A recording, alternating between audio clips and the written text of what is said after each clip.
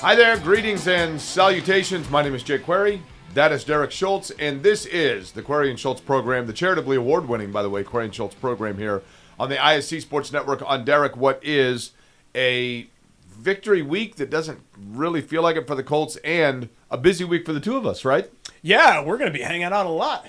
You and me, best buddies. We got a couple of MC events coming up here, and should be a really fun week. Look, Colts won. It's better than this is not the franchises that they want to compare themselves to, but it's certainly they're in better shape than where Tennessee and Jacksonville are right now, right? I mean, if we're looking at this glass half full. But I think, Jake, as we just kind of jump right into it here, I think what we saw on Sunday was just go win the darn game. You know? Go win the game. How you do it, how you look doing it, what occurs while you're doing it, I don't care. Just go and win and avoid the 0-3 start, and the Colts accomplished that goal. Here's the thing, Derek. It creates like this pendulum of emotion because on one hand, you've seen the movie Animal House, right? Yes. In Animal House, there's the one scene where the guy's got like the little devil and the little like angel that are both talking to him, right? So on one shoulder, you have someone Flounder, saying, right? That might be right, Yeah. So you have one shoulder that's saying to you, NFL, every win counts. Be happy. And then the other shoulder is saying, but we expected more than this. Yeah. This should be a better team. And then this shoulder is saying, but wait a minute, like, should we be unhappy about the fact that we should be better? And then this shoulder is saying, I don't know, do we actually feel guilty because we're supposed to be better? And, it just – and then you forget about the fact it's a win. Yeah. It's a win, but it was ugly, and I don't think the Bears are very good. No, the Bears stink. Their defense is pretty good. Their defense is pretty good. But the Bears stink for the most part. But it was a comedy of quarterback error for both teams for a long time there. I know it's early, and I know that we're going to say, well, Anthony Richardson's only started 7 games and yada, yada, yada. But there are some concerns there. Oh, yeah. Yeah. Look, no one – I don't think if they are, they're crazy. No one is by saying you have to be patient with Anthony Richardson does not mean that you're guaranteeing this linear progression. You have to be patient with everybody, even quarterbacks that stink. Like the Jets had to be slightly patient with Zach Wilson, but found out that he stinks, right? I think that there's a difference between preaching caution and getting like defensive, and by saying that I'm wanting to see more from Anthony Richardson and be patient with Anthony Richardson doesn't mean that I'm not seeing some red flags. Right. The stuff like sailing the third down throws are troubling. That's something that has to be fixed if you're going to be an NFL quarterback. It doesn't matter if you can throw the ball 800 yards in the air to Alec Pierce on a dime. If you're not going to be able to make the 8-yard completion to Josh Downs, then you can't play in this league. So, yeah, absolutely, I'm concerned. But still, like the people, when he throws the second interception, I'm getting tweets about Joe Flacco and stuff like that. It's going to take a minute. I still think this is a town that is used to having quarterbacks that were 1-1s. So Peyton Manning was a 1-1, right? Andrew Luck was a 1-1. You can hit the ground running with a 1-1. What is 1-1? First-round pick, first pick. Well, you can just say first overall. Yeah, he's a 1-1. And Richardson is not that. Now he's a 1-4. So he was a high pick in that first round, but 22-year-old quarterback that's played 7 games. 4-1. Fourth pick, first round. Nobody says first round, fourth pick. No, that sounds stupid. Just can you just take what I say and just react to it instead of 8th overall? What round? First? 8-1. Can you just take something and you know what I mean? So but why just would go you with say, it. Like we don't have to slam the brakes on the show Derek, every time that I do something that you don't agree with. There's no one in America anywhere that doesn't know that Peyton Manning was the first overall pick in the draft. You just say first pick. Yeah, so he was a 1-1. And Luck was a 1-1. Jeff George was a 1-1. Are there people that think that he was taken first in the 5th round? John Elway was 1-1. The Broncos, which was Baltimore, but still. The Broncos have never won a Super Bowl with a quarterback not drafted by the Colts. Yeah, isn't that funny? But again, just all you got to do, top 5 pick. That's it. Okay. That's it. See, we halted the show for that. Are you good then? No, we halted the show Okay. because you're saying this 1-1. 5 minutes in. I mean, why are we doing? You halted the show for this. You know what 1 over 1 is? 1, right? Here's a take that I wasn't expecting to have, considering what happened last year. I think he should run more. I don't. I think. But here's the thing, a Derek. couple of those third down plays. I think it's in his head that I've got to make a play here, and I don't want to immediately default to running. But Let me I tell think you why they don't sometimes do he that. needs to default. Let me to tell you why running. they don't do that. I don't disagree with you, but here's why they don't do that yet. If Anthony Richardson, we know, can run the football, okay? What they are trying to do is get Anthony Richardson to get the footwork necessary, notably, and the mechanics to become just a routine passer in the NFL. An average, and all he has to do is be an average passer, right, in the NFL. If you start using a lot of run plays for him, that becomes a crutch for him. And what you do not want him to be a running quarterback who occasionally throws. You want him to eventually be a throwing quarterback who has the ability to run. If you start orchestrating the run now, you are essentially giving him training wheels. You don't want him to have training wheels. He's got to go out there and fall down on the bike about 10 times to figure out how to do this. And the way you do that is you continue to establish the passing game, and then once he has that going, then you start incorporating the run to keep defenses honest. I understand where you're coming from with that, and I don't necessarily disagree. But in these high leverage spots, I would much rather Richardson default to run than default to let me force this ball in between three guys. I get that. And I think that it's in his head a little bit that I don't want to put myself out there and make the smart decision. But Derek, what I'm saying is, in week 3 of season 2 for Anthony Richardson, a play where he forces the ball between 3 defenders where he should have tucked to run, right? Mm-hmm. You want him to learn now what happens when you throw that pass out there between 3 defenders instead of all of a sudden him still thinking that's a possibility in season 3 when you're 12-1. So you let him go, and it is difficult to do, but this is Anthony Richardson's teenage years. Not literally, but you get what I'm saying. In terms of sometimes you have to let people go through difficult situations to learn on their own through their own trial and error.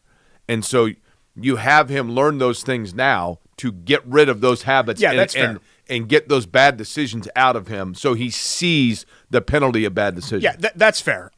He's not a robot, right? You can't just program him to, okay, right. I'm going to throw here, I'm going to run here. Like that's not how it works. You have to let him – You're tossing him into the water, and you got to let him swim for himself, right? So we're on the same page there. I just think that, and it's tough because if you go to him and you say, "Hey, Anthony, I think you should run more," and then suddenly that's in his head, and then he's overrunning. You know what I mean? Like it's a delicate kind of a situation. But I think there are some of these plays, including in short yardage. I mean, they keep failing on 4th down. And they're not utilizing his greatest gift, which is his mobility. Derek, okay. Darrell Francis, I thought, made a really good point. I read it on social media.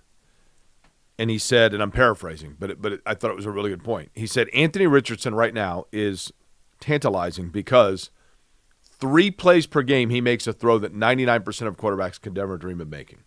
Right? Mm-hmm. The problem is, on 3-yard throws, he overthrows what 99% of all quarterbacks complete. Yeah. And that's what's frustrating. Now, in terms of the run game, I posted in the second half of that game against the Chicago Bears. You have a left guard that you're paying $20 million a year for. You have a left tackle in Bernard Ryman who's done a good job. We don't say his name a lot. That's a sign of a good tackle, right? You have a running back in Jonathan Taylor and a left guard in Anthony Richardson that's supposed to be this dynamic combo. When you've got a 4th and 1, a 4th and 3, why are you even thinking about going to the right-hand side? I don't care if everybody in the building knows you're going right behind Quentin Nelson. You go behind Quentin Nelson, right? Mm-hmm. And so I posted this. I'm like, it's driving me crazy because they kept going right and getting stuffed.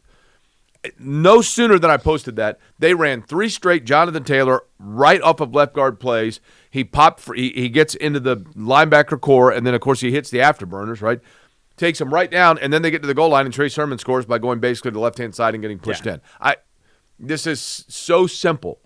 Sometimes I think – and I understand it, and I'm not damning them for it, But Shane Steichen is like this computer offensive mind, right? That's just all the time. Sometimes he outthinks himself. Yeah. Don't outthink it. Players, not plays, right? Yeah. I think sometimes and sometimes it becomes plays, not plays. Is that a hole in your? Yeah, dress? these are my absolute favorite jeans. They fit me really well, and this it ripped right here. I think it's from my keys being in there, and I should go to my tailor and see if he can fix them because they're they're so comfy and they're right. Hold on. Where they need to be. Okay. You have a tailor. Oh yeah. What possibly do you own that needs to be tailored? Well, pretty much every dress shirt. The problem is that I am, as you may know, I'm not a tall person. I'm slightly below average in height. Okay. But the problem is that I'm way above average in girth. And so it's kind of a cross I bear. I have a very muscular neck and shoulders. And so I can't get dress shirts to fit for a tie. So I need those collars usually let out. Like I need my shirts to be like what you would make a neck collar for like an NFL football player's neck. Like that's how much I've got going on up here. So I need a tailor for that. And also for pants because like I said, I'm a shorter person. So I generally get 30-30 jeans, but I need them to be more like 29, 28. So a lot of times I need the legs taken up a little bit because I'm not going to like cuff them. You know what I mean? And I also don't want them to look like capris either, but they don't really make pant lengths short enough for somebody of my size. You have a tailor. Yeah. It's right next to the old KSR. That building right there, that brick building. My tailor's right in there. He's a great guy. No, that brick building's a freestanding building. I'm calling your lie here. It's right. Well, it's an oil chain, right? KSR's an oil change place now. Yeah, but right next door, there's a brick building. I don't know who's in the second office in there. There's another space in there, and there's this little room. I mean, it's got to be like a 10-by-10 room, tiny. But he does excellent. There's work. a good tailor on Broadapple Avenue, right next to Broadapple Tan. Yeah, that's a great. How do you know? Oh my God, you have a tailor? No, Shannon takes things there. Because like you, she needs widow pants and stuff. Also, little waist, yeah. Short arms. So it's a lot of times shirts off the rack, I've got to trim down the arms. So I need a tailor for that too. It's one of those things when you're a public figure, and you know this, Jake, when you're a public figure, you have to look great all the time. It's just one of those things. People expect it from you. No, Derek, I can give you a list. So I need a tailor to look great all the time. I can give you a list of public figures that do not adhere to that. Well, that's their choice. Believe you me. Something else two things to kind of point out here. You know, I know a lot of the conversation is going to be about Richardson. The Taylor stuff last week, I think, got a little bit overblown. You know, whenever the Colts lose, people want to point to one thing when usually it's 8 or 9 things that cost them to lose. And there was a lot of talk and some of it was warranted. Some of it was just kind of like, okay, guys, like, let's move on. But clearly they need to give him the ball as much as humanly possible. I mean, the guy's he's a special player, right? He's your best player by far, especially with DeForest Buckner out. He's your best player by a mile. And I think he had 24 touches. He is very good. Right? Yes. 24 touches compared to what do you have, 12 in the Green Bay game. And he rewards you with whatever it was, a $110, 2 tuds. He had a 25-yard run on a screen pass. He's a great player, and we were waiting for him to kind of regain his 2021 form, and I just think Taylor's going to have a monster year. And I'm worried that the Colts are going to waste that, though, you know? Yeah. Well, Derek, here's the thing. Yeah, they're going to. They're going to waste it, and I'll tell you why. This is a public service announcement, okay? And I know it's not a popular one, but it's a necessary one. This season for the Indianapolis Colts is about one thing and one thing only, and that is the development and the comfort level of their quarterback. The number of games they win are gravy. The number of games they lose are a learning curve and a lesson plan. The rest of the roster, it's about keeping them healthy and allowing them to progress forward with their quarterback. This year is not about how many games the Colts win or how far they get into the playoffs. This year is about making sure that their franchise quarterback is indeed the right guy and that they are planting the seed, putting the proper soil around it, watering it, and allowing it to grow organically into a flower that the city and the NFL can stare at and admire for years to come. That's what this year's about. And it's hard to and I have to remind myself of that at times. But that's the reality. Like if they, to your point, if they get off to a 1-4 start, there is nothing, zero, nada, nothing to be gained by putting Joe Flacco in. What's Carolina? What good is it doing Carolina that Andy Dalton came in and was a hero and won a game for them? Great. Now instead of 4 games this year, they might win 6. Yeah. Okay, and then Andy Dalton is like, he's 2 years away from doing Joe Namath commercials. I mean, what good does that do you? It does you zero good for the future of your franchise. The Colts this year, this entire season, is it about the development, the comfort level, and the growth of Anthony Richardson. Wins will be wonderful if they come along with that. But it is not about winning right now and this year. It is about starting next year, and things did get skewed because of the injury last year. His timing with A.D. Mitchell's not great because they weren't working together probably, like everybody else was. His mechanics probably still have a long way to go because he missed out on basically an entire training camp or in an off season, I guess I should say, leading up to it. But that's what this year is about, and that's difficult to wait through, and it's asking for patience, but that's the reality.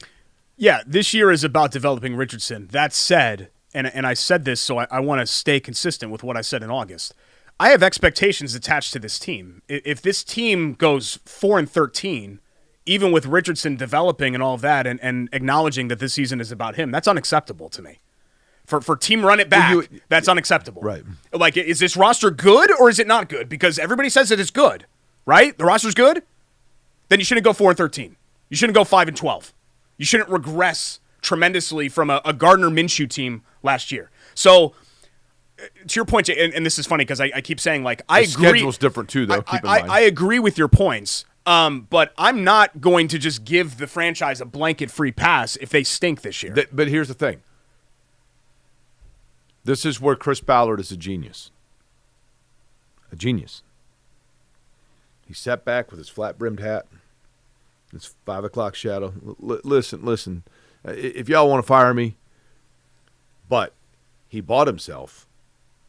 He kicked the can with Band-Aid veteran quarterbacks, and then finally went out and got the franchise quarterback. And in doing so, he bought himself 3 more years, minimum, because anything is going to default to that. Well, we understand that it's 55, 62-1, and 8 years and 1 playoff appearance. We understand all that, but we're finally now starting from scratch, and so you got to give us time. He's tied to Richardson to me. If Richardson fails, he's out. So is this regime. Probably Steichen's out too. Honestly, that's probably where we're at. I mean, because at that point, that would be year 3. Yeah. Because I think I don't see any way. Even if the Colts completely bottomed out this year, I don't think Irsay would fire Ballard. I don't. I agree with that.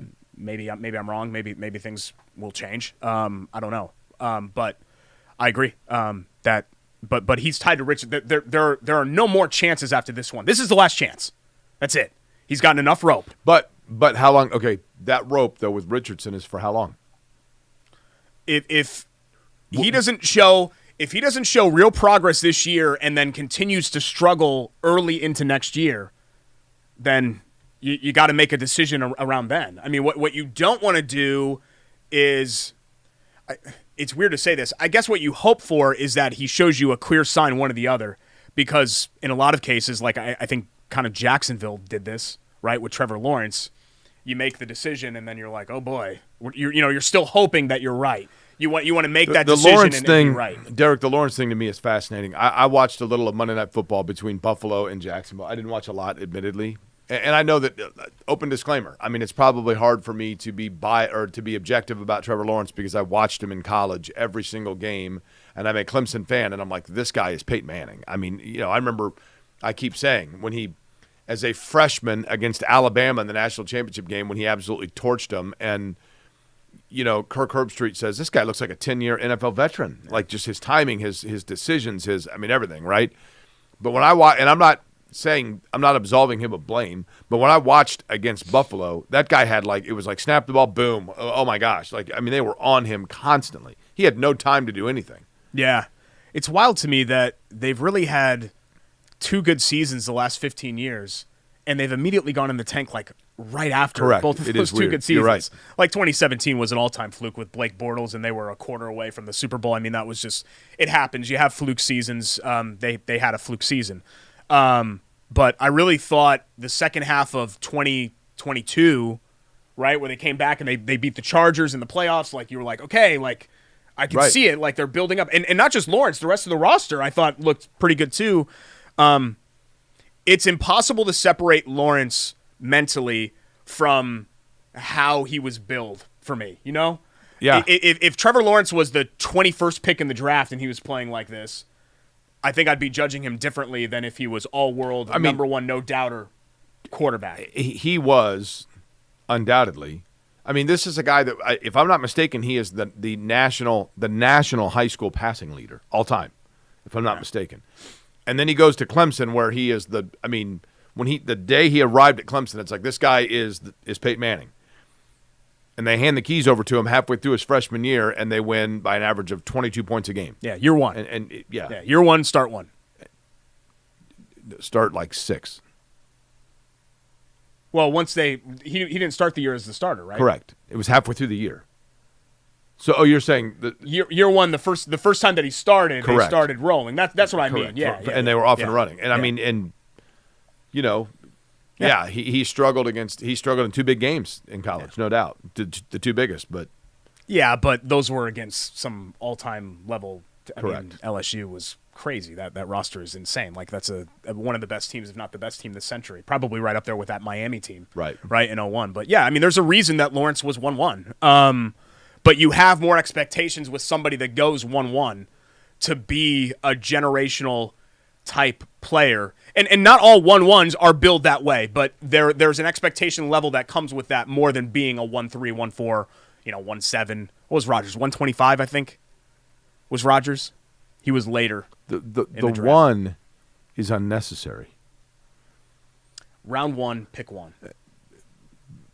It's really not everyone that hard. knows. Everybody at home knows exactly if you say what I'm Aaron saying. Rodgers was the 25th pick, everyone knows that means in the first round. Time for our Hoagie and Hero of the Week. We're not going to discuss this anymore. By the way, I had the Zaire Yeah. Sunday night. So good, I man. can't. So I should good. try it just to say that I tried it. I can't do the ketchup. Listen, Ketchup Hoagies and hops. mayo. I had no mayo. I had them hold the Okay. mayo. I can't do it. Next week, our sandwich of the week is going to be the Zaire. Okay. I'm officially declaring it. Next week's sandwich of the week is the Zaire. No mayo. No mayo. Okay. The Zaire is the Philly steak and cheese with Yeah, it's cheesesteak. onions, the cheesesteak. Wit. Yeah. Onions, cheese, ketchup, mustard, mayonnaise. It is tremendous. Is it whiz? Yes. Okay. So wit whiz. You don't say onions and cheese. You say wit whiz. Wit means onions. Whiz. Yeah, okay. Whiz. I realized that we're doing our Hoagie and Hop lingo. You won't even eat it. What's You your? don't even know how to order there. Come on. I don't have to. I walked up and they know. You've been to Hoagies and Hops 10 billion times and you still don't know how to order there. I don't have. You know what? How hard is it? With this face and name recognition, I just Okay. walk up and they're like, "Oh, Zaire with no Oh, mayo." it's Jay Query. What a big deal. Yeah, of course. This is the Zerns, the most unique sando on Christina's menu.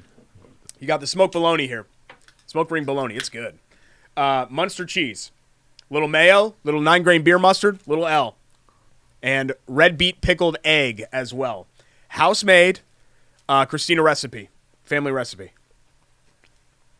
Christina's the best. You know what we should do? It's good.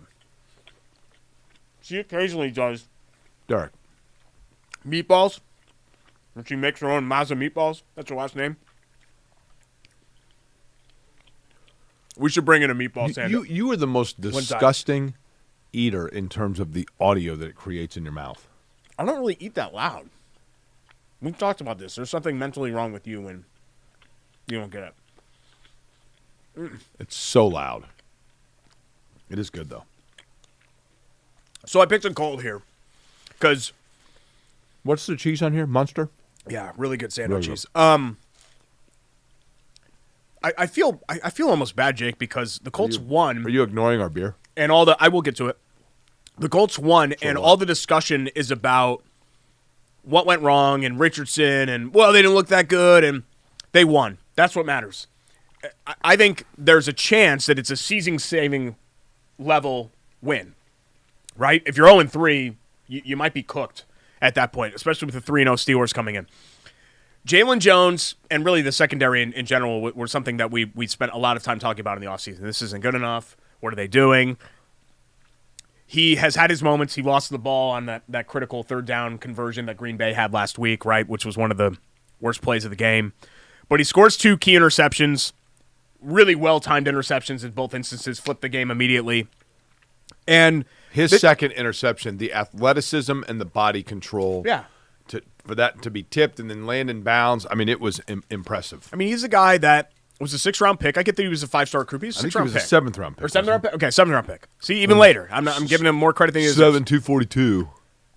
Or whatever. I mean, he's 728. No, it's just general, like 7th round or 6th round. You only do that with like high-end first-round picks, 1-1, 1-2. That stops at some point. You don't go 235. Okay, then what's the point? That's stupid. Then you just say, if you're just saying, you just say 25th overall. 2 interceptions for Jalen first, Jones, both well-timed, as I mentioned. And he's basically, he's CB1, right? They threw him right in. And he's probably not ready to be CB1, but with the Juju Brents injury and the fact that they've kind of ignored bringing in any veteran help at all, he's been tossed in as CB1 and been thrown in and been like, okay, go. And I think for the most part, he's swummed pretty well so far in those waters. I think Nick Cross has done okay too. We haven't really talked a lot about Nick Cross. I don't look at tackle numbers because who cares? Tackle numbers are but Nick Cross hasn't been awful. Nick Cross has played well, I think, because he does have good range, right? It's funny to me that the Colts started 1-2, and we've had all these complaints about their play, but for the most part, I think the secondary has performed about as expected. Okay, Jalen Jones, Derek. Yeah. Out of Texas A&M, right? Mm-hmm. He was the 221st pick. He was selected in round number 7. So does that mean he was 7-221? Can we stop talking about this? See how stupid it sounds? I don't want to get hung up on this. Yeah, it's because it sounds stupid. Fine, that's you why. win. Okay, great. Thank you. Let's move on. What was that? Thing. Can you repeat that, please? You win. Great. I just want to move on to the next thing. Can we snip that? Vince, one more time, Derek. No, I'm not letting Vince snip it because Vince will use that against me. Even though I have always defended him and been kind to him on this show. Not the first snip you've suffered. He would completely do that to me because you know how Vince is. Didn't you get snipped just before COVID? I got snipped the night that Rudy Gobert tested positive. Yeah. So I made an appointment, and then I had my vas deferens burned off. Okay. And then I was standing in line to get antibiotics after the procedure, where they slice your scrotum and then they burn the ends of your vas deferens, so the duct that takes the viable sperm to you from the testes is not operational anymore. I mean, I think people know what a vasectomy is, but just in case, like that's just kind of in layman's terms what it is. And I found out that Rudy Gobert tested positive, and the sports world shut down. So I got one half of, I think it was St. John's and Creighton in the Big East tournament, and then they ran in at halftime and they said, no mas. And then the NBA canceled, and then, yeah, everything else happened after that. And so what did you do for like 2 days? I put ice on my area down there. I had trouble walking for the first 2 days, but then after that it healed up okay. Okay. Yeah. You still haven't gotten yours, right? No, I have not. Are you going to be one of those like 70-year-old dads? Probably not. Okay. Yeah. Why won't you just go and I guess there's no point in getting it now, right? You're kind of past the point where that would be a problem. Yeah. Sorry, you made this uncomfortable. Like you make it uncomfortable. I don't know. Like now I feel uncomfortable from I believe actually that thinking about you and your vasectomy. The fact weird. that you're asking if I might father a child at the age of 70, I believe Shannon may have questions for you. Yeah, that's a good point because Shannon's technically older than you, right? Yes. Okay. Yeah. Yeah. Sorry. Now it's you just keep. Okay. Yeah. Here. You just keep Vince, can we just cut? We'll cut this part. Let's start. Can we snip? Is that what you're saying? Can we snip? Yeah, but okay. like there was some valuable We information. need to go back to where Derek said that I was right. So after the part where they sliced my scrotum and then all that, and then after that part we'll cut, and then we'll get the uncomfortable part out, like the inappropriate part out, and then we'll go from there. All right, here we go. 3, 2, 1. So Jalen Jones is the hero of the week for me. It's hard to disagree with that because Chris Ballard had said, like, for these guys to play, they got to play. And I know that sounds ridiculous, but, we got to see what they can do. So they just got to go out there and play, and that's how we're truly going to assess.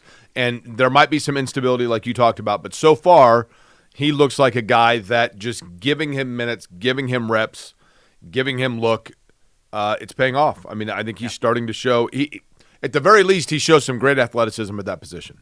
Yeah, I mean, he's clearly an athlete. So, this is a case where sink or swim, and so far he's swimming. And there'll be bumps along the way. Jalen Jones not going to be perfect. Nick Cross is going to do something stupid at some point this year. It's just that's what happens with young guys when they're kind of learning on the job, just like the quarterback is learning on the job. This is the Loose Juicy, one of our absolute favorites from Chili Water Tap Room right next door to Hoagies and Hops, 42nd and Boulevard. Double dry hopped juicy pale ale. Like I told you, I've said this on repeat, I'm not usually an IPA guy. If I was an IPA guy, this is a really good beer. It is great. It's very smooth. Love the can, too, the green, the Grateful Dead bears that are on that thing. You can get any of their can selections and their draft selections, 42nd and Boulevard in the Chili Water Tap Room. I actually went, Derek, when I picked up my Zaire on Sunday. Yeah.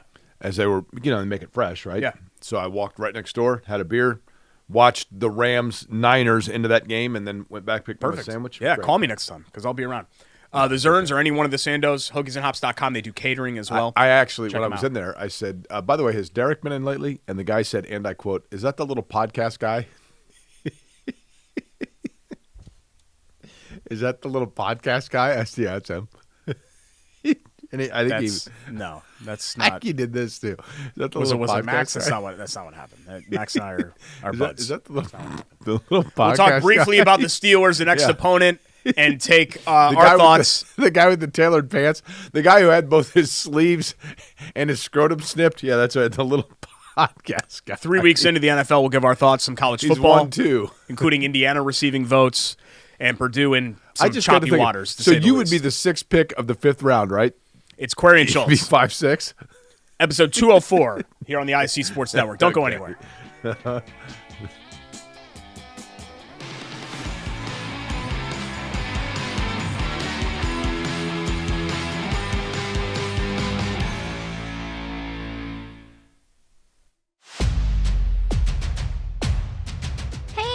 which games are we going to tonight? You know we cover all sports in Central Indiana. Hop in. It's going to be a long night. Bailey & Wood Mortgage Lender, proud partner of News 8 Sports Hummer. Hey, AC! Nice snap. Mortgage is a snap! Duh! Bailey & Wood, a lending hand for Wish TV Sports. Welcome back. Bailey & Wood presents Query and Schultz, ISC Sports Network, alongside Jake Query. I'm Derek Schultz. Thanks to our pals at Bailey Wood Financial Group. I just figured out, Derek, by the way. Bailey & Wood, by the way, is the absolute best. BAWFG.com is the website. Telephone number is? 855-350-HOME. 855-350-HOME. Yes, Mike sir. Wood, he's a little disappointed with the start for the Miami Dolphins, but he's happy about the fact that he is helping you folks get in to the home of your dreams, and then keeping some of that money right here in Central Indiana and helping out different charities. That's what we love about Bailey & Wood. They are the absolute best, no question about it. Speaking of which, Derek, this is show number 204. If you were going to buy a home in the 204 area code you would be living in? I don't know. Okay. 203 is Trumbull, Connecticut. 205 is Or Alabama. Fairfield County. 205 Birmingham, Alabama. Yeah. You want me to look up 204? 202 is D.C., isn't it? 204, you ready? Hold on. 202's, I'm 90% sure 202's Washington, D.C. I'm going Winnipeg. Winnipeg is 204 area code is, nope, you're wrong. Manitoba. Yeah. So, no, it's not Winnipeg. Manitoba in Canada. Manitoba's a So you have the right country. Manitoba's a province, right? Yes. Yeah. What cities are in Manitoba? Oh, God. Brandon. Steinbach is in there. Portage La Prairie's in there. Is Winnipeg, Alberta? Yeah. Are you sure? Alberta? Is Winnipeg, Alberta, or Manitoba? I don't know.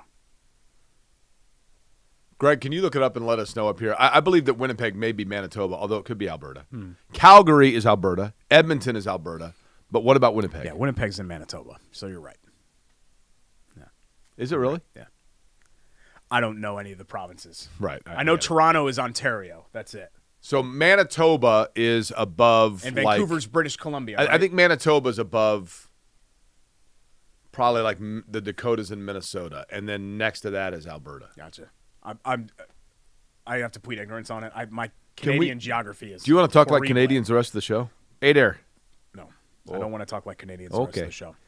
855-350-HOME, BAWFG.com. Interest rates going. You need to refi. You need to get pre-approved for a mortgage. Give our folks at B&W a shout. 3-0 Steelers, surprising, right? It is surprising. They're coming to town, so you'll Justin get another. Fields has played well, right? Yeah, you'll get another visiting fan base invasion. I think it was probably, what would you say, 60-40 Colts fans? Derek, I had Sunday? someone send me a message yesterday saying that they are, because people are like season ticket holders, they're angry at them. Yeah. Somebody sent me a thing yesterday that said, Jake, look, I'm a diehard Colts fan. And I'm such a diehard fan that I want to have season tickets and be there and support them as much as I can. But realistically, I can't afford season tickets. But I can if I pick 2 games and sell them. So I picked the Chicago game, the Pittsburgh game. Yeah. I made $600. Put those 2 together. That pays for my season tickets in the 600 level for the rest of the year. I get it. Do what you. I was one of those people. I used to get real mad about it.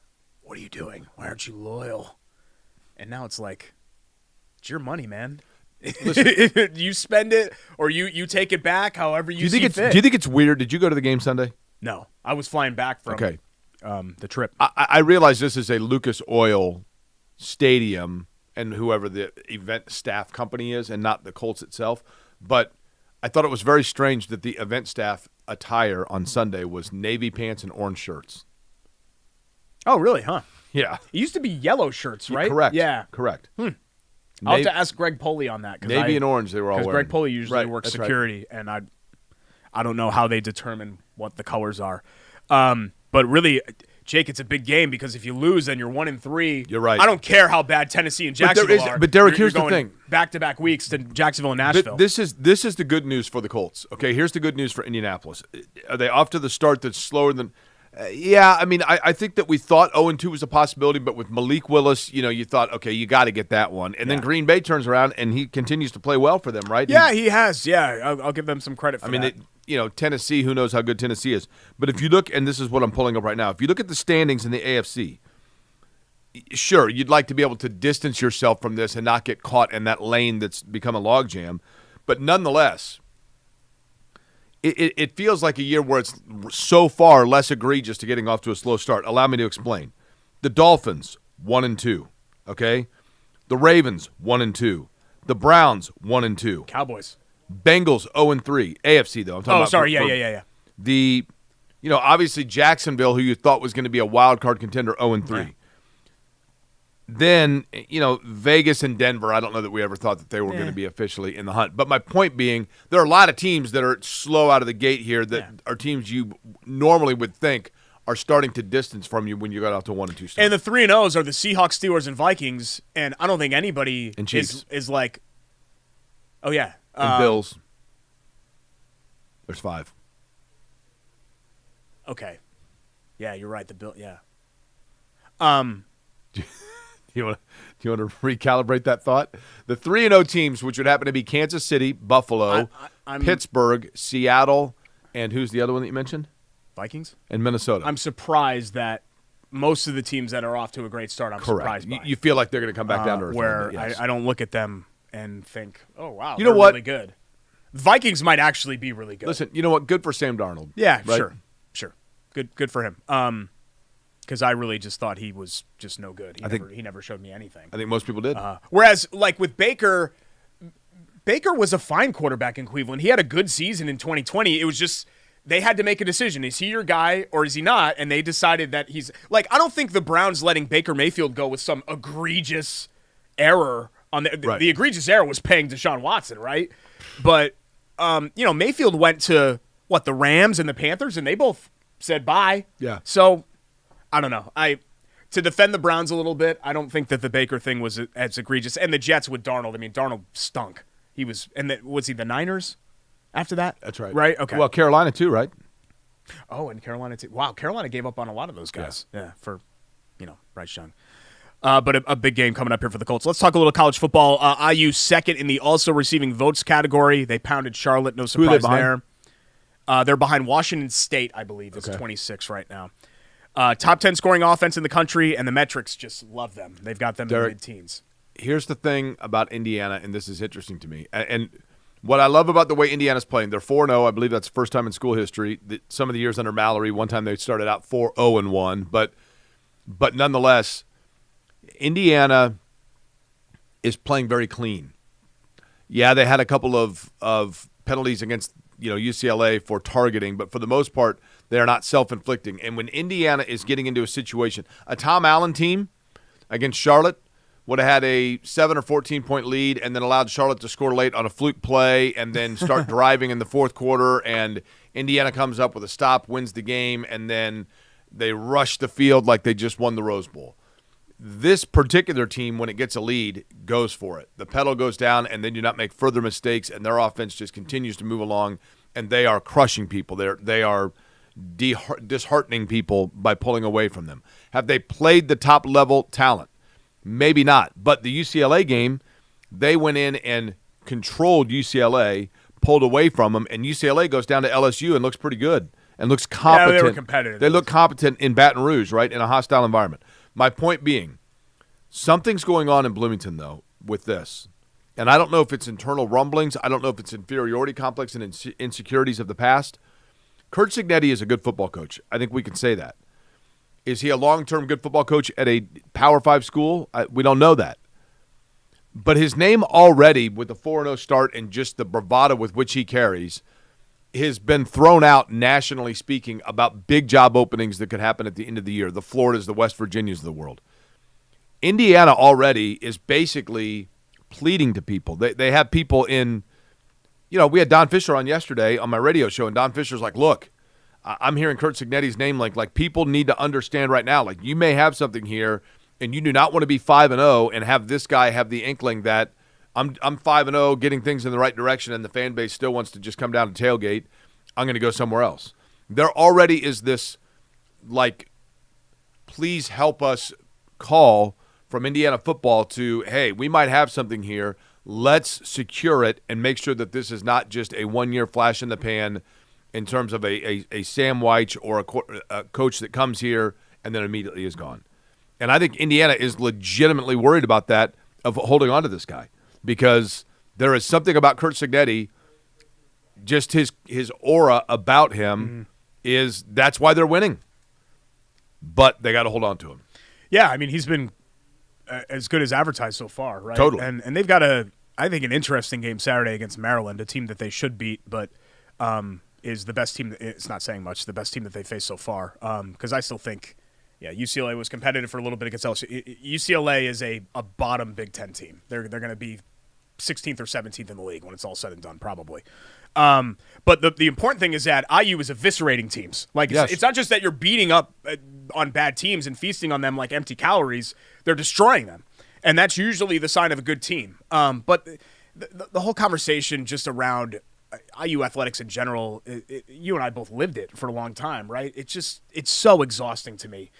Even when there is success, there's always some boogeyman or something else, or there's something that people are freaking out over.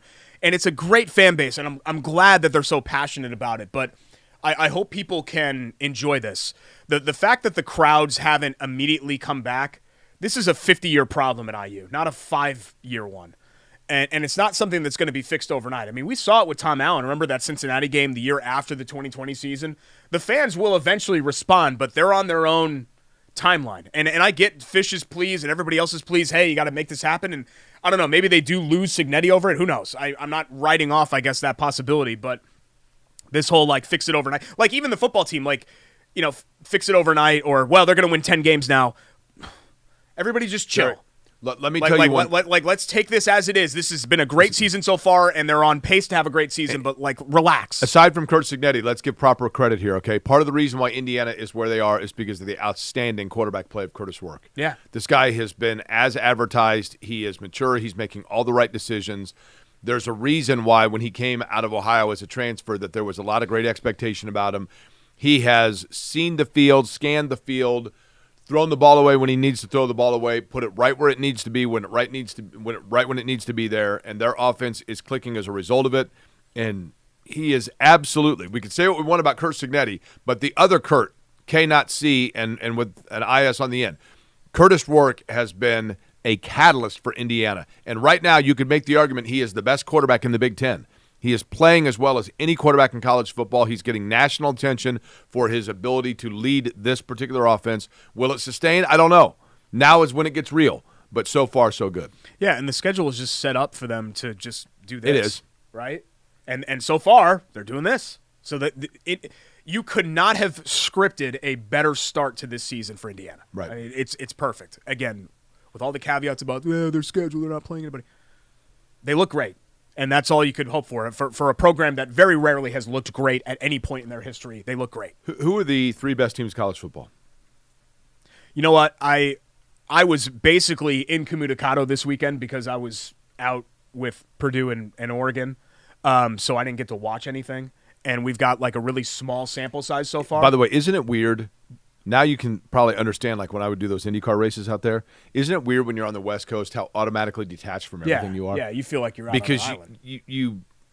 you come home from dinner and you're like, wait a minute, it's 11 o'clock on the East, everything's done, right? 8:30 at night, then the sports night's over. Correct. At 8:30. I'm just going basically on they've wowed me and they've got dudes, and I don't know how they would ever lose a game. Even to each other, I feel like they would just tie. Our Texas and Ohio State are the two that really jump out to me. You're missing a third. And nobody's talking about them. Somebody else who's been really good, but I admittedly have not watched them, is Tennessee. Bingo. Yeah. I'm telling you, Tennessee's good. Yeah. Tennessee, they've got an unbelievable quarterback. I know, but Derek, to me, Tennessee showed me a lot where Tennessee has been so good offensively and so efficient offensively, and then they go into Oklahoma. And in Oklahoma, I mean, that's a tough defensive team. Yeah. And Tennessee goes in there and takes care of business against Oklahoma. Like, I thought they were super impressive. I think Tennessee is right there. But the SEC is just brutal. I mean, Texas and Oklahoma and Missouri and how weird is that to say? And Ole Miss and Alabama and Georgia. I'm not entirely sure about Missouri, but it's a tough league. Yeah. Like, is Missouri like a national title contender? I don't know. They've struggled a little bit. You know what I worry about with Oklahoma is that, Venables is going to find himself in like a Frank Solich situation where it's a program that expects to go 11-1 every year, and he's churning out 9-3 seasons, and they're like, what the hell is this? Yeah. Not to get in a conversation on an Indiana show about Oklahoma football, but yeah, I think you've got some really, really good teams. And I think the problem with the expanded playoff is that Texas and Ohio State and these programs, you're gonna put them against like a group of 5 team, or you're gonna put them against, Notre Dame. I have something for you for Notre Dame. Notre Dame's gonna get in. No, they're not, because they're gonna lose at least one more game. But I think Notre Dame, to me, and this is just I don't watch them like you do. It reminds me of where Clemson has kind of been 22-23, where they're very limited offensively, but they still have dudes, and their defense is still really good, and they play a schedule that just kind of allows them to that's true. hang around, right? Yes. I mean, the ACC is helping those teams tremendously, right? And they're not doing it any favors for anybody. Notre Dame's problem is this, quite frankly, because I do think they have a running back at quarterback. Well, here's Notre Dame's problem. Notre Dame's problem is now they have only one potential impressive win left on their schedule, and that's USC, who just lost. Yeah. USC loses one more game in the Big Ten, and then all of a sudden it's like Notre Dame's signature win is over a 2-loss USC team. And is Louisville going to be like 11-1 or say? Probably not, right? Louisville will be a 8 or 9 win team probably at the end of the day. So, yeah, there's nothing else to wow you with that schedule, and they really put themselves in a bad spot. But any other loss from here, and the season's a complete failure. Notre Dame could go 10-2, and the season would be a failure because they'd play in the Nobody Cares Bowl, and they lost to a team that turned around and lost to Buffalo. And they would finish 15th in the poll, and for Charlie Weiss, you throw a parade, but it's a different era for Notre Dame. Schematic advantage. Well, and then Purdue. I was there. I'll never forget. Do you remember Will Hampton? Yeah. I loved Will Hampton. Will Hampton and I worked together at Channel 6, and Charlie Weiss was in town, and he was speaking at a fundraiser for a great charity, and Will Hampton walks up and says, "Hey, Coach, I just wanted to know if we could, get a couple words with you afterwards." We were like the only media there from Channel 6, and Charlie Weiss goes, "Well, here's what I'm going to do. I'm going to speak to these people. I'm going to tell them about all the good things I'm doing. I'm going to get off this stage. I'm going to walk right past you. I'm not going to give you time of day. I'm going to get in my car, and I'm going to drive off." And Will Hampton goes, I thought pretty much for sure you were a total fraud before this, but now I know it for a fact, and I'll bet you don't last 5 years in South Bend. Wow. I was standing right there. Were you just mortified to your face? No, I thought it was awesome. Oh, yeah. Well, but you were shocked that conversation had just taken place. But I was like, good for Will. Yeah. Good for him. And was this right after the first year? Yeah. Yeah, where he thought he was pretty hot, right? I thought you were a fraud before, and now I know it. It's awesome. Purdue had their chances early. They had a 4th and out stop right away, and then they fumbled it right back to them, and then they have this pick six that bounced off a hand, off a foot, and it pops up in the air. The Oregon State defender in stride takes in the end zone. So there's some bad luck there, but it just looks like they're overwhelmed by everything right now, and that's just not a good place to be. Derek, two things here I wanted to ask you because I watched that game, the Purdue-Oregon State game. Number one, it looked like an absolutely gorgeous afternoon. It was 75 degrees at kickoff. The sun hue was just perfect, right? Perfect. Not zero humidity or anything. It was a marvelous night for football. That's number one. Number two, how often did you hear the chainsaw? A lot. And everybody in the stands goes like this, and then they do the beaver tail slap. You know how beavers slap their tail to warn, so everybody goes like this? You're pitting out. Oh, yeah, I always pit out the gray shirts. Yeah, always. We've talked about this on the show. Great crowd. Students were back. How about this? Oregon State starts classes this week. Oregon, I went to go tour the campus at Oregon, and I go up to somebody. I was like, where is everybody? They start next Monday. So they're on quarters probably. Yeah, but still, September 28th to start classes, or 20, whatever that would, 30th? Right. I mean, that's crazy. Beautiful campus. Corvallis is it's cool. Pretty. The drive there was like going up 31 between Indy and Kokomo, but there was mountains. So there ain't nothing really out there. No, it's great. But yeah, overall, just you look at the schedule coming up here, Jake. Nebraska, Illinois, at Wisconsin, excuse me, who they haven't beaten in 20 whatever years. You're trying to find reasons to hope. There just aren't a lot of reasons to hope right now for them. That's just where they are, bottom line. It's too bad. By the way, it's time for Love That Play, brought to you by the good guys at Love Heating and Air. Love-HVAC.com is the website, and 317-353-2141 is the telephone number for Love Heating and Air. Love Heating and Air has been around since 1920, serving Marion and the Donut counties, particularly older homes in the Meridian-Kessler area, the big homes that are harder sometimes to get under, in terms of your air conditioning and get everything tightened down. Humidity levels, if you're working on that, no problem. Love Heating and Air has all of it covered for you. They're honest, they work with integrity, and they have 24-hour on-call maintenance. That's one of the things you love about Love Heating and Air. Again, 317-353-2141 and love-hvac.com. Derek, your nominee for Love That Play is? Game-changing play. The Leatu Latu sack. Yeah. Now he was game-saving probably, right? Matched up on Cole Kmet, who was completely overwhelmed and looked completely overwhelmed. A tight end who actually had a nice day receiving-wise, but you're asking him to block the best defensive player in the draft from last year. But 7 other pressures for Latu. The first sack for him is a strip sack of Caleb Williams, which really put the game on ice. I mean, once Taylor put him up 21-9, I know there's some nervous moments in there, but once the Colts went up 2 scores, the game was over. The Bears weren't going to come back to win. He clearly is a talent.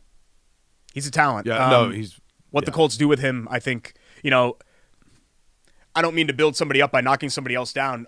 Latu's that Latu play is a more wow play than anything Kwity Paye's done in 3 years. That's fair. And so, He's going to that's be- why I'm really bullish about his future. He will be the AFC Defensive Rookie of the Year. Yeah. It's either AFC or league-wide. I don't even know which one it is, but he will be the Defensive Rookie of the Year. We got a Jags report to get to next. Is that Jags right? report, quick hits, and We got more. soccer. We got volleyball to talk Everything. about. We got it all, right? It's Corey and Schultz, ISC Sports Network. Stick around.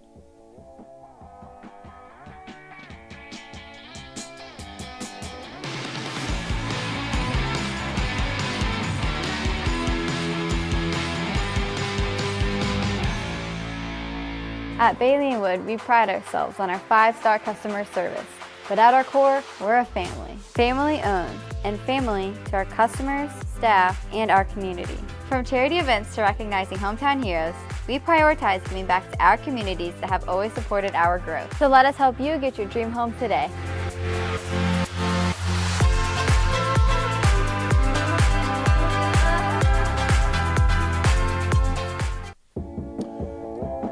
Welcome back to Query and Schultz here on the ISC Sports Network. Want to thank the Horizon League for having both Derek and I out. A lot of fun last that week was great. for Media Day out at the Coliseum, getting set for men's and women's basketball. It was fun to see everybody there, including talking to Paul Corsaro, who is now, of course, the head coach at IU Indy, which takes us right into, by the way, speaking of the Horizon, our Jags report and talking about what's going on with IUPUI athletics. IU Indy Jags.com/tickets is the website for ticket information, and we've got soccer, or shall we say football, to talk about. Let's show you exactly what has been happening with the Jags in terms of, to begin with, their men's soccer. Men's soccer fell in their Horizon League home opener to Robert Morris. Derek, I thought we had highlights for this, but I guess not, right? High-scoring game, 3-2.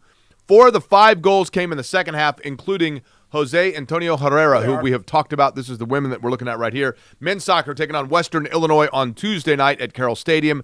Then they go on the road this weekend, and they take on Oakland Saturday at 2 p.m. Now, the women who you are seeing right there fended off Cleveland State in their Horizon League opener, beating the Vikings 2-1 on Sunday. Emma Fry and Caroline Kelly scored goals to give the Jags 3 points in league play. Women's soccer will take a big road trip this week. They are on the road taking on Youngstown State. That is going to be Thursday at 6 o'clock. Then they go to Robert Morris for a Sunday matchup against the Colonials at 1. There you see the men who, again, talking about men's soccer, Western Illinois Tuesday night at Carroll Stadium, then on the road after that. Volleyball, look at that right here.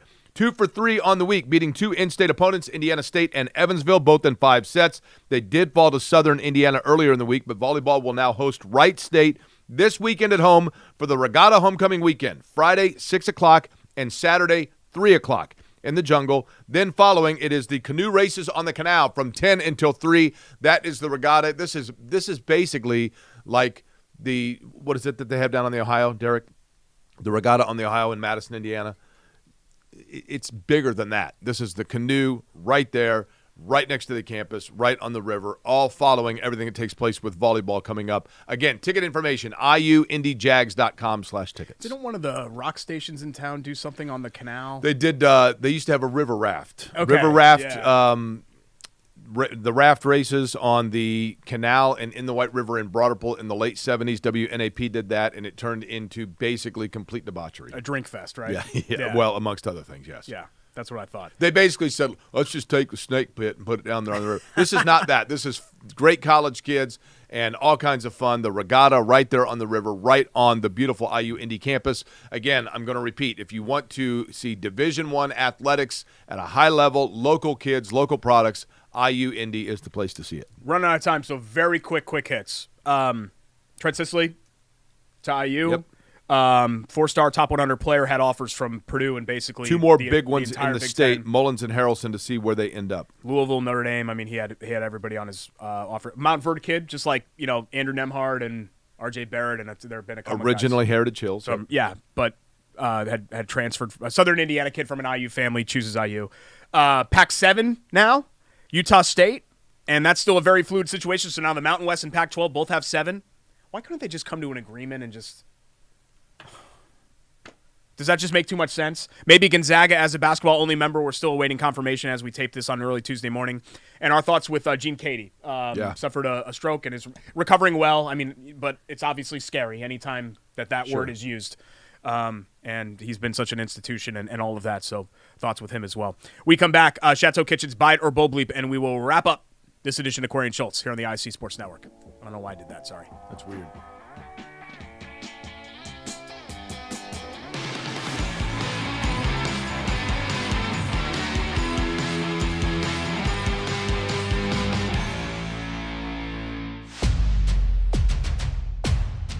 Hey, AC, which games are we going to tonight? You know we cover all sports in Central Indiana. Hop in. It's going to be a long night. Bailey & Wood Mortgage Lender, proud partner of News 8 Sports Hummer.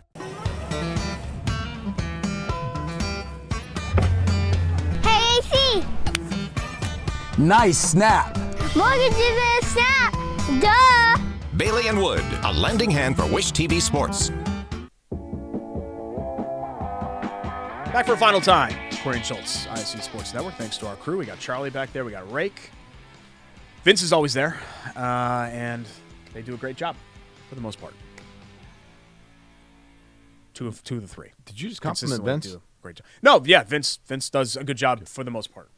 Rake does a great job. Charlie's been great new addition to the team, and then Vince. Time for Chateau Kitchens. Okay. Butterball. I'm just kidding. Vince is actually a tremendous He is. game producer. I was still with Fellow ISC cat dad. when Vince got hired, and there were several people that were banging the table for Vince, and they were right because Vince has been a fantastic addition. He runs one of the trucks. Really smart dude. He does is a photographer for Pacers and all of that stuff too. Does great video work, and we love Vince. We kid Vince. Vince is kind of like the kid brother on the show. That's why we give him a little bit of a hard time. I mean, don't get me wrong, he screws up, but we love Vince. Okay. Chateau Kitchens never screws up, unlike Vince. Correct. At Chateau Kitchens, Instagram and Facebook. Sorry, I should stop being so mean to Vince. Wonderful, wonderful work. Interior of your home, basements, kitchens, bathrooms, anything that you need. They've basically rebuilt my house over the course of the last 10 years. Give them a shout. ChateauKitchens.com.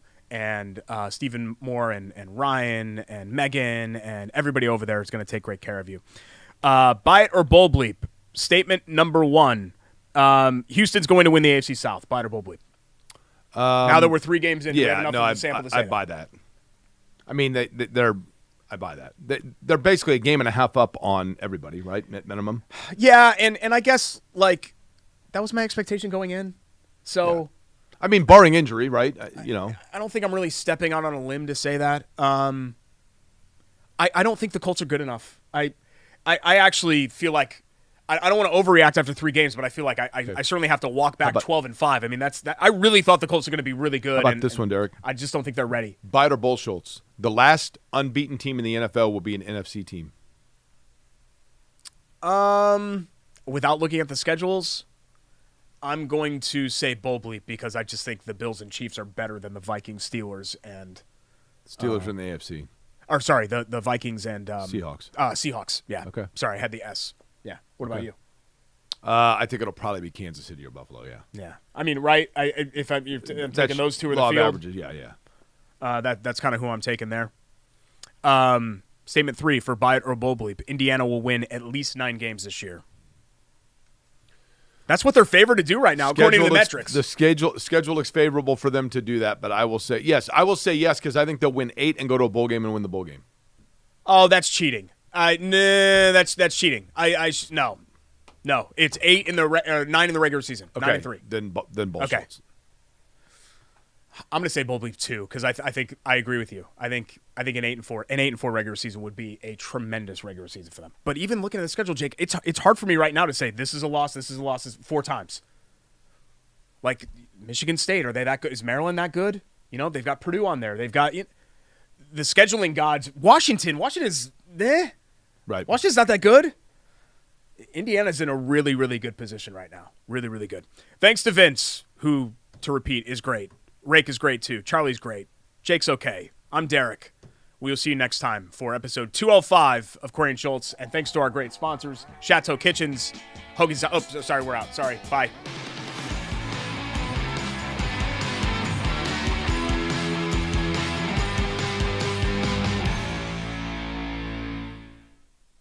At Bailey & Wood, we pride ourselves on our 5-star customer service.